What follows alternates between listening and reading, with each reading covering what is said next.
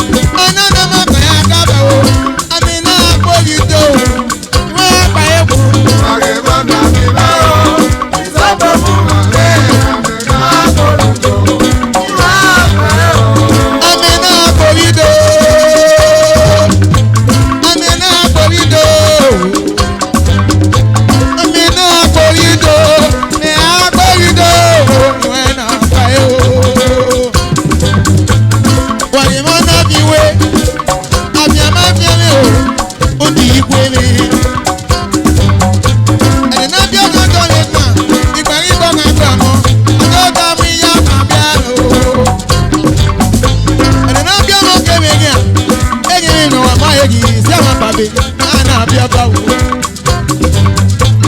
Agbọ́mọ máa yọ ọ̀nìyàn máa yọ. Nàtò òwe ráyò òjì ráyò gbogbo àná ráyò. Ẹ̀dẹ́gbẹ́ àti rákọ́ èrè náà o ìjọba tẹ̀gàn rí máa ká o ẹ̀bí dò.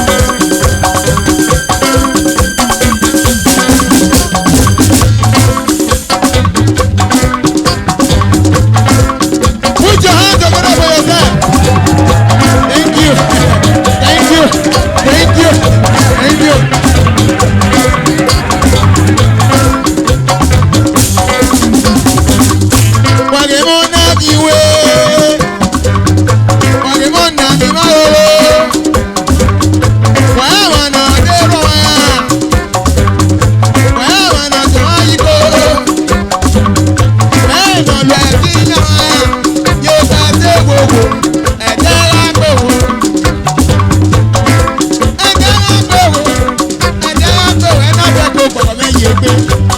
Ayé mi kò sí ẹ̀, ọ̀nà mi máa bí ọkùnrin ẹ̀ náà yẹ kó wò.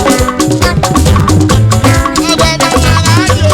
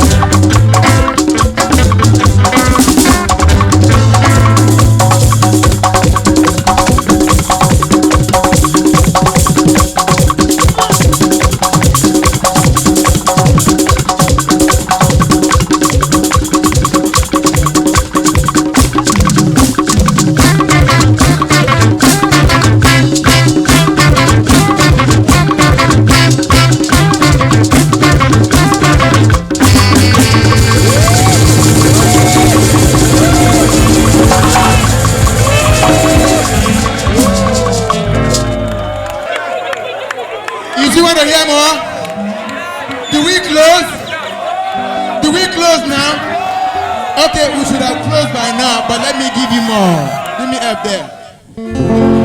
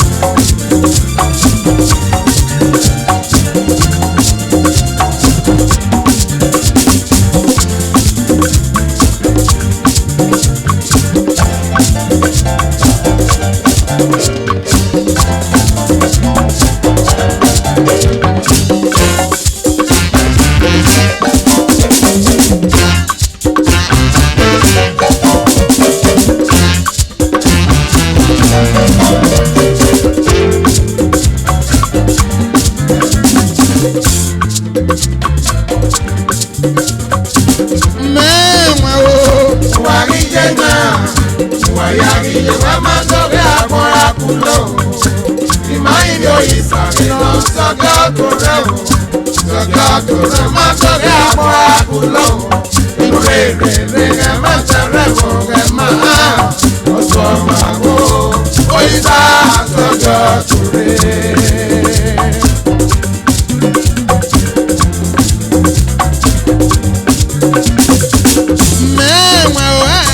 Wàríjẹ́ náà, wàyàríjẹ́ wà máa sọ̀rọ̀ àkọ́ra kúlọ̀. Ìmáyìn yóò yí sàmì lọ sọ́gá tó rẹ̀ o. Sọ́gá tó rẹ̀ máa sọ̀rọ̀ àkọ́ra kúlọ̀. Inú rere rẹ̀ máa tẹ̀rẹ̀ mọ́ rẹ̀ máa. Ọ̀sọ̀ máa wò ó yí sá sọ́gá tó rẹ̀. Ìmàríkà ẹ̀ wò, bàbá ò bàbá. Ìmàríkà ẹ̀ wò. Eka gbẹ́sẹ̀ yẹ gbọdọ̀, gbẹ́sẹ̀ tí ọdẹ àtòrè. Bàbá ò rèrè káde náà pọ̀ mú jẹ́ yín náà rọ̀pọ̀ wọn kì í mọ̀ ẹ́. Bàbá ò rèrè káde ẹ̀ má tẹ̀rẹ̀ bò ẹsẹ̀ tẹ̀ mọ̀. Mẹ̀ká tẹ̀ gbọdọ̀ náà wẹ̀ ní kó hàn mí sí i. Táyì lérí àpọ̀ kéròrò wọ̀ dẹ́mẹ̀dẹ́. Mẹ̀ká tẹ̀ gbọdọ̀ náà wẹ̀ ní kó hàn mí sí i. Táyì lérí àpọ̀ kéròrò wọ̀ dẹ́mẹ̀dẹ́. Táyì máìkì ni yókù iyì máa rí ẹ̀rọ ọ̀nà. Ìyókù o, ìyẹn kan sí mi àrí ọba o. Ìmọ̀ ẹ̀rọ ya dé o. Ìyẹn kan sí mi àrí ọba o. Àrí ọba ríyàn. Ìyẹn kan sí mi àrí ọba o. Ìyẹn tẹ́ wá ní ẹ̀bá wọn kò sẹ́ni rí mẹ́yìn ìwé náà. Ọkùnrin náà kú náà bí ẹ̀ bí ẹ̀. Ẹ máa bù pé. Ẹ máa bù pé lẹ́yìn ìwé náà. Ema bumbe, ema bumbe no amebe o. ema bumbe na iwe na. Ema bumbe no amebe o.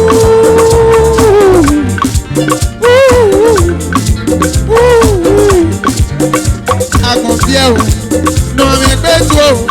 Neko bwenga gogo. Imana mi arupa, mama na gwala murupa o. Imana mi ebiogo, imana rupa gwale petrogia.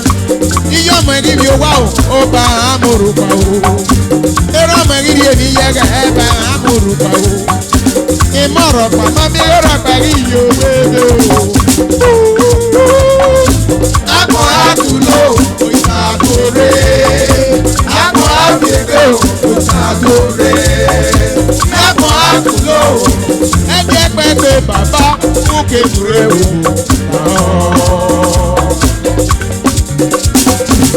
Mẹ́wàá o ẹ̀. Wàríyé náà, wàyàríyé wà máa dókè àkọ́ àkùlò. Ìmọ̀ ìyó ìsàlẹ̀ náà sọ́gà àkùrẹ́ o. Sọ́gà àkùrẹ́ máa dókè àkọ́ àkùlò. Inú rere ẹ̀ máa tẹ̀lé mọ́ ẹ̀ máa. Ọ̀sọ̀ máa wò ó yí sá sọ́gà àkùrẹ́.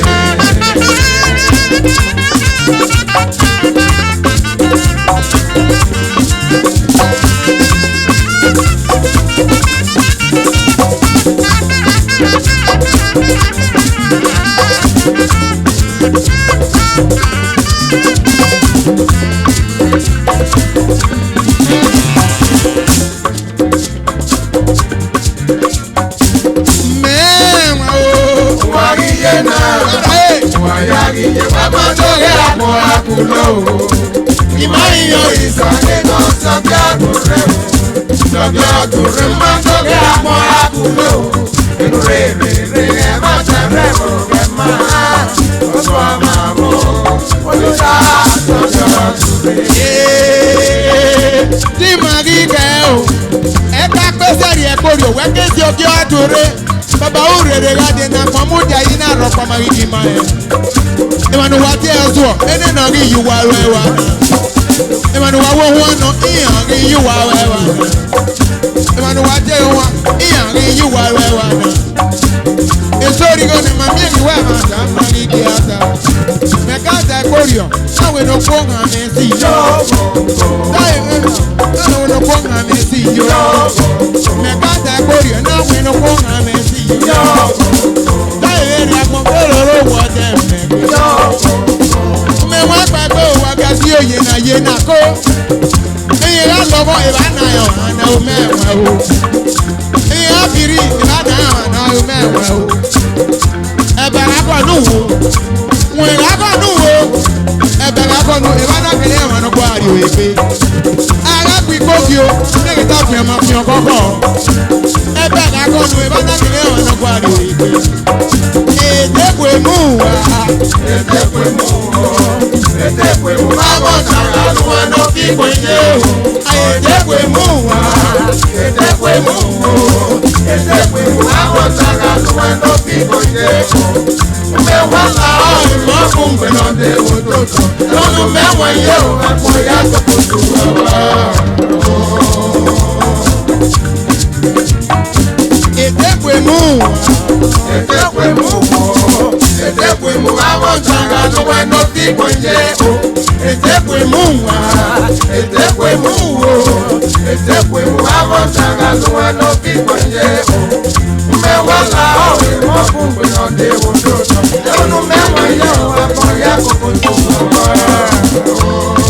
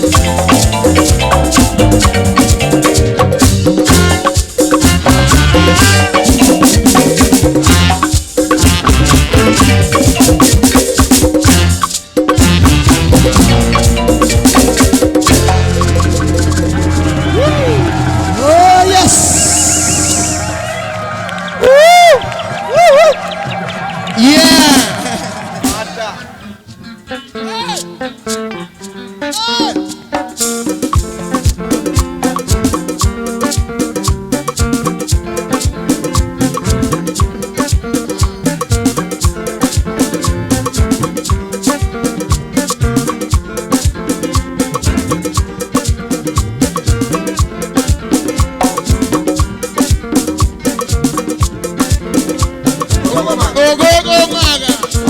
Ogogo maga. Ogogo maga. Ogogo maga.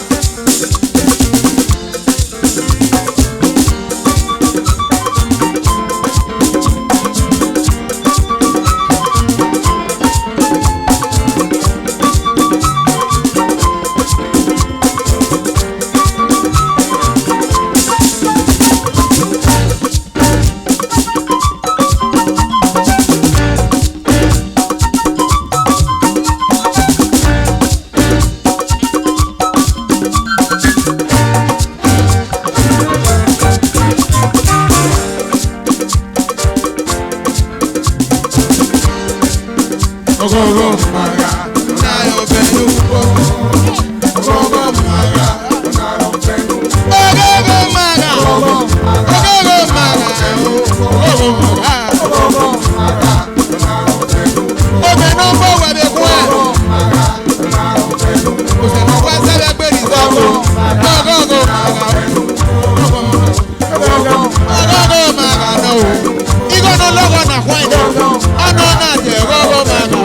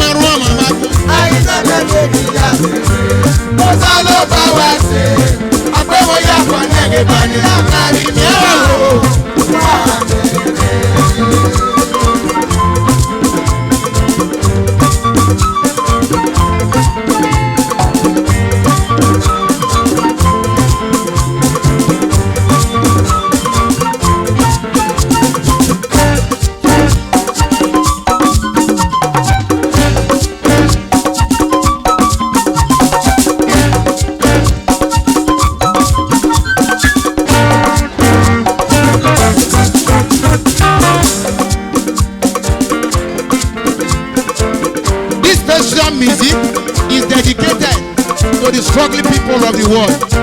I mean those people who battle and struggle to survive in this our present day economic hardship.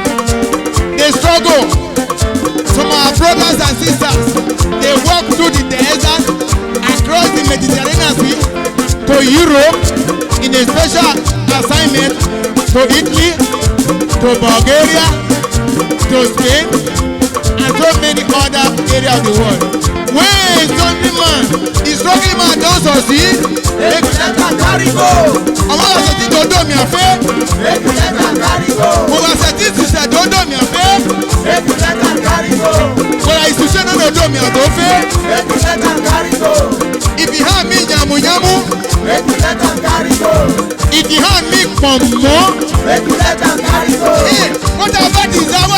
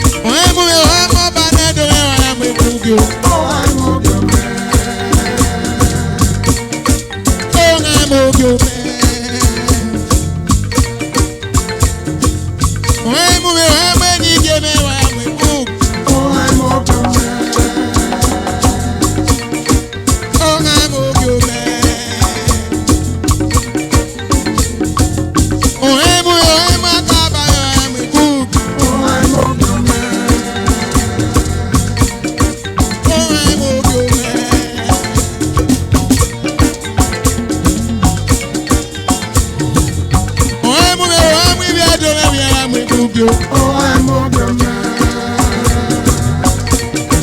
Oh, na ugyo me.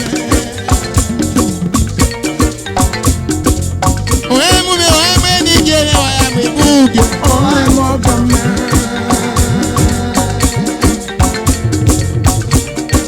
Oh, emu ugyo me.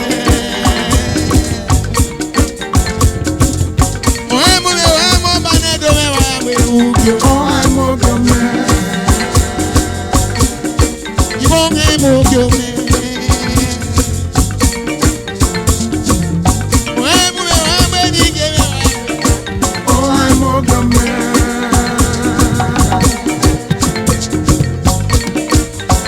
Emu ugyo me. Oh, emu me, oh, emu ni jere, oh, emu. Oh, I'm on the man. Oh, emu ugyo me.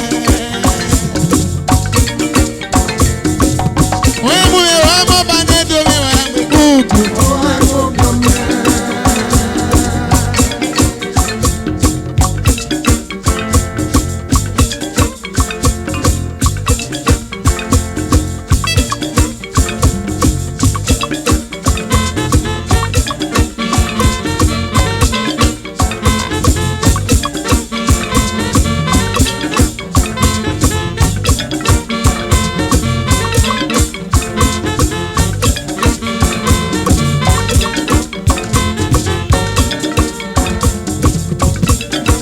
Oh, emu ugyo me.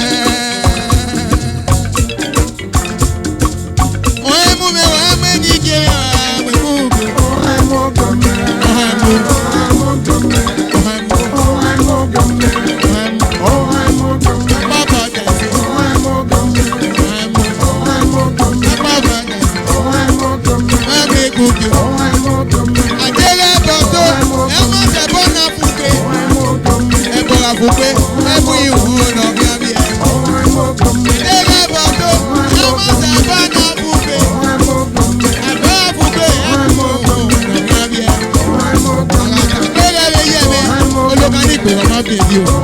Àdùkù gbẹ́rẹ́ lè máa, ibi ìwòsí agbórí màmá. Oh, I'm on the man. Ọ̀hán mu.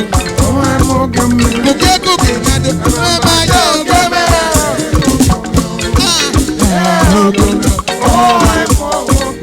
Oge mẹ́ o. Oge mẹ́ o. Oge mẹ́ o.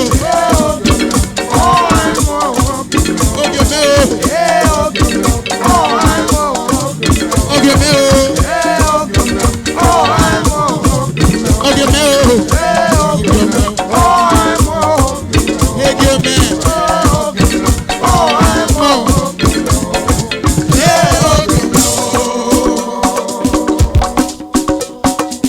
Oge mẹ́ o.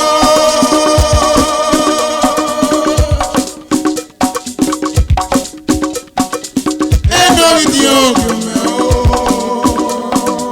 The palm tree is great. Of all the trees that were created by our Heavenly Father, you Lord agree with me that the palm tree remains the greatest. The extract from the palm tree, like the oil, the broom, the palm wine, they are almost becoming indispensable to our various and social cycle. And I believe there are a lot of other things yet to be discovered from the palm tree.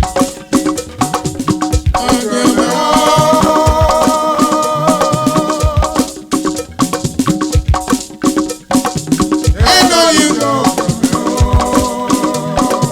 There is no religion that actually criticizes the palm tree.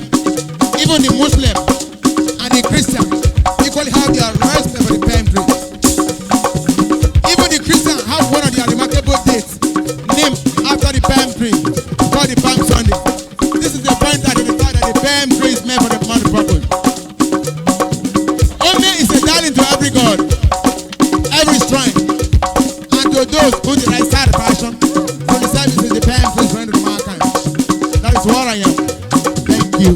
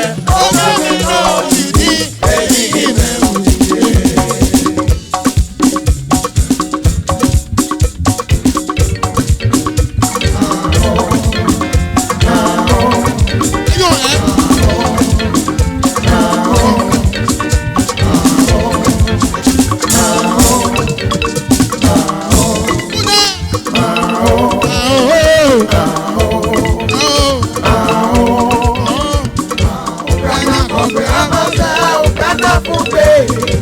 Àwọn ọmọ yẹn pé ọmọ sẹ́, àwọn ọmọ yọ wá. Ẹgbẹ́ kan ní sẹ́jà náà mo tó mẹ́rẹ́ ní tán. Ẹgbẹ́ kan náà kò tán. Àwọn ìdókòwò mi yìí.